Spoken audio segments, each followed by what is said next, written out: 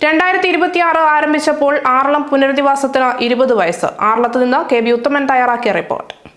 രാജ്യത്തെ തന്നെ ഏറ്റവും വലിയ പട്ടികവർഗ പുനരധിവാസ മേഖലയായ ആറളം പുനരധിവാസ പാക്കേജിനാണ് 2026 ആയതോടെ 20 വയസ്സ് പൂർത്തീകരിച്ചത്. 2006-ലാണ് ആദ്യമായി ആറളത്ത് കണ്ണൂർ ജില്ലയിലെ ആദിവാസി വിഭാഗത്തിൽപ്പെട്ട ഭൂമിയില്ലാത്ത കുടുംബങ്ങളെ പുനരധിവസിപ്പിക്കുന്നത്. തുടക്കത്തിൽ 840 കുടുംബങ്ങൾക്ക് ഇവിടെ ഭൂമി നൽകി. തുടർന്നിങ്ങോട്ട് പല ഘട്ടങ്ങളിലായി നൽകിയ ഭൂമി 3375 ആണ്. 2000 കാലഘട്ടങ്ങളിൽ കണ്ണൂർ ജില്ലയിലും വയനാട്ടിലും അഖിലേന്ത്യാ ആദിവാസി മഹാസഭ, ആദിവാസി ക്ഷേമ സമിതി തുടങ്ങിയ ആദിവാസി സംഘടനകളുടെ നേതൃത്വത്തിൽ ഭൂമിക്ക് വേണ്ടിയുള്ള ആദിവാസി പ്രക്ഷോഭത്തിന് നേതൃത്വം നൽകുകയും സമരം കൊടുമ്പിരി കൊണ്ട കാലം വയനാട് മുത്തങ്ങയിൽ ആദിവാസികൾക്ക് നേരെ വെടിവെപ്പുണ്ടാകുകയും ജോഗി എന്ന ആദിവാസി യുവാവ് രക്തസാക്ഷിയായതിനൊടുവിലാണ് അന്നത്തെ സർക്കാർ ആറളം കാർഷിക ഫാം പട്ടികവർഗ വികസന വകുപ്പ് മുഖേന വിലയ്ക്ക് വാങ്ങി പുനരധിവാസം ആരംഭിച്ചത്. 2006-ലെ നിയമസഭാ തെരഞ്ഞെടുപ്പിന് മുൻപായി അന്നത്തെ സർക്കാർ 840 കുടുംബങ്ങൾക്ക് ഭൂമി നൽകി. തുടർന്നു വന്ന സർക്കാർ പല ഘട്ടങ്ങളിലായി കണ്ണൂർ, വയനാട് ജില്ലകളിലെ ആദിവാസി കുടുംബങ്ങൾക്ക് ഭൂമി നൽകി. തുടർന്നിങ്ങോട്ട് നിരവധിയായ പ്രവർത്തനങ്ങൾ പുനരധിവാസ പാക്കേജിന്റെ ഭാഗമായി നടക്കുകയുണ്ടായി. 3375 കുടുംബങ്ങൾക്ക് ഭൂമി നൽകിയെങ്കിലും ഇവരിൽ കുറെ പേർ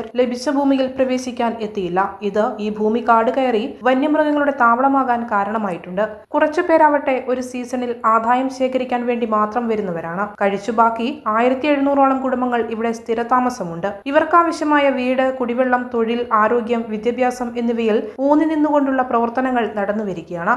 പുനരധിവാസ പ്രവർത്തനത്തിന്റെ ലക്ഷ്യം പൂർത്തീകരിക്കാൻ കഴിഞ്ഞില്ലെങ്കിലും ഇതിന്റെ ഭാഗമായി നിരവധി പ്രവർത്തനങ്ങൾ ആറള ഫാമിൽ നടന്നുവരുന്നുണ്ട്. പ്രധാനമായും പുനരധിവാസ പാക്കേജിന്റെ ലക്ഷ്യം പൂർത്തീകരിക്കാൻ തടസ്സമായി നിൽക്കുന്നത് കാട്ടാന ഉൾപ്പെടെയുള്ള വന്യമൃഗങ്ങളുടെ ശല്യമാണ്. 100-ലേറെ കാട്ടാനകൾ കാർഷിക ഫാമിലും പുനരധിവാസ മേഖലയിലെ കാട് കയറിയ പ്രദേശങ്ങളിലും തമ്പടിച്ച് ഭീതി പരത്തുന്നത് പ്രധാന വിഷയം തന്നെയാണ്. പുനരധിവാസ മേഖലയിലെ 14 പേരെയും പുറത്തുനിന്ന് ഇവിടെ ജോലിക്കെത്തിയ 5 പേരെയും ഇതിനകം കാട്ടാന കൊലപ്പെടുത്തിയിട്ടുണ്ട്. ഇത് ആദിവാസി ജനവിഭാഗങ്ങളെ വലിയ തോതിൽ ഭീതിയിലാക്കി. ആരോഗ്യ മേഖലയിൽ കുടുംബാരോഗ്യ കേന്ദ്രവും വിദ്യാഭ്യാസ മേഖലയിൽ മോഡൽ റെസിഡൻഷ്യൽ സ്കൂൾ ഉൾപ്പെടെയുള്ള സ്കൂളുകളും പാക്കേജിന്റെ ഭാഗമായി ഇവിടെ പ്രവർത്തനം ആരംഭിച്ചിട്ടുണ്ട്. പുനരധിവസിക്കപ്പെട്ട കുടുംബങ്ങളിലെ ഒരാൾക്കെങ്കിലും തൊഴിൽ നൽകുന്നതിനായി മാറ്റിവെക്കപ്പെട്ട കാർഷിക ഫാമിന്റെ നവീകരണ പ്രവർത്തനം നടന്നുവരുന്നത് ആശാവഹമാണ്. ഇതിനകം 400ഓളം കുടുംബങ്ങൾക്ക് മാത്രമാണ് ഇവിടെ തൊഴിൽ നൽകാനായത്. പങ്കാളിത്ത കൃഷി വ്യാപനത്തിലൂടെ പുനരധിവാസ പാക്കേജിന്റെ ലക്ഷ്യമായ ഒരു കുടുംബത്തിലെ ഒരാൾക്കെങ്കിലും കാർഷിക ഫാമിൽ തൊഴിൽ കൊടുക്കാൻ കഴിയുമെന്നുള്ള പ്രതീക്ഷയിലാണ് അധികൃതർ. കാട്ടാന ഉൾപ്പെടെയുള്ള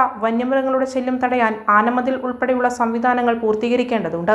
ഇത് എത്രയും വേഗം പൂർത്തിയാക്കും എന്നുള്ള പ്രതീക്ഷയിലാണ് പുനരധിവാസ മേഖലയിലെ ജനങ്ങൾ. കാട്ടാന ഉൾപ്പെടെയുള്ള വന്യമൃഗശല്യം തടയാൻ സംസ്ഥാനത്ത് നിലവിലെ നിയമം പര്യാപ്തമല്ല. ഇതിന് കേന്ദ്ര വനം പരിസ്ഥിതി മന്ത്രാലയം നിയമഭേദഗതി കൊണ്ടുവന്നാൽ മാത്രമേ ജനങ്ങളുടെ ജീവനും സ്വത്തിനും ഹാനികരമാകുന്ന വന്യജീവികളുടെ ശല്യം തടയാൻ കഴിയുകയുള്ളൂ. രാജ്യത്തിലെ തന്നെ ഏറ്റവും വലിയ പട്ടികവർഗ പുനരധിവാസ മേഖലയ്ക്ക് 20 വയസ്സ് പൂർത്തിയാകുമ്പോൾ പുനരധിവാസ മേഖലയിലെ പരിസര പ്രദേശങ്ങളായ കീഴ്പള്ളി, കണിച്ചാർ, പാലപ്പുഴ, കാക്കയങ്ങാട്, ആറളം പഞ്ചായത്തിലെ വിവിധ ഭാഗങ്ങൾ തുടങ്ങിയ മേഖലകളുടെ വികസനവും നമുക്ക് കാണാൻ കഴിയും. പുനരധിവസിക്കപ്പെട്ട ജനവിഭാഗങ്ങൾ ക്രയവിക്രയങ്ങൾ നടത്തുന്നത് ഈ പ്രദേശങ്ങളിലായതിനാൽ പുനരധിവാസം കൊണ്ട് നാട് ഒന്നാകെ വികസനത്തിന്റെ പാതയിലാണ്. ആദിവാസി പുനരധിവാസത്തിന് 20 വയസ്സ് തികയുകയാണ്. 2006-ലാണ് ആദ്യമായി ഭൂരഹിതരായ 840 കുടുംബങ്ങൾക്ക് ഇവിടെ ഭൂമി നൽകിയത്. തുടർന്ന് പല ഘട്ടങ്ങളിലായി 3375 കുടുംബങ്ങൾക്ക് ഭൂമി നൽകിയേക്കും. ഭൂമിക്ക് വേണ്ടിയുള്ള ആദിവാസികളുടെ പ്രക്ഷോഭം, ഒടുവിൽ വയനാട് മുത്തങ്ങയിലെ വെടിവെപ്പ്, അതിൽ രക്തസാക്ഷിത്വം വഹിച്ച ജോഗി എന്ന ആദിവാസി യുവാവ്, ഇതെല്ലാം ആറളം പുനരധിവാസത്തിന്റെ ഓർമ്മ തന്നെയാണ്. വീട്, ഭൂമി മാത്രമല്ല ഇവർക്ക് നൽകിയത്, മറിച്ച് വീടും അതോടൊപ്പം തന്നെ ജീവിക്കാൻ ആവശ്യമായ ചുറ്റുപാടുകളും ഇവർക്ക് നൽകിയിട്ടുണ്ട്. വന്യമൃഗങ്ങളുടെ ശല്യം അതിരൂക്ഷമായി നേരിടുന്നുണ്ടെങ്കിലും അവയെല്ലാം മാറ്റി നിർത്തിക്കൊണ്ട്, അതിനെയെല്ലാം അതിജീവിച്ചുകൊണ്ടാണ് ആറളത്തെ ആദിവാസികൾ ഇന്ന് ഇവിടെ അതിജീവിക്കുന്നത്. അവരുടെ അതിജീവനം എന്ന് പറയുന്നത് ഒരു വലിയ കാര്യം തന്നെയാണ്. കാരണം ഭൂമിയോ മറ്റ് സംവിധാനങ്ങളോ ഒന്നുമില്ലാതെ കണ്ണൂർ ജില്ലയുടെയും വയനാട് ജില്ലയുടെയും പല ഭാഗങ്ങളിൽ നിന്നും ഇവിടെ പുനരധിവസിക്കപ്പെട്ട ഈ പാവപ്പെട്ട മനുഷ്യർ, അവർ അതിജീവനത്തിനായി മുന്നേറുമ്പോൾ നമുക്ക് അവരോടൊപ്പം ചേർന്ന് നിൽക്കാം. ആറളത്തു നിന്ന് കെ.ബി. ഉത്തമൻ, ഏജന്റ് ന്യൂസ്.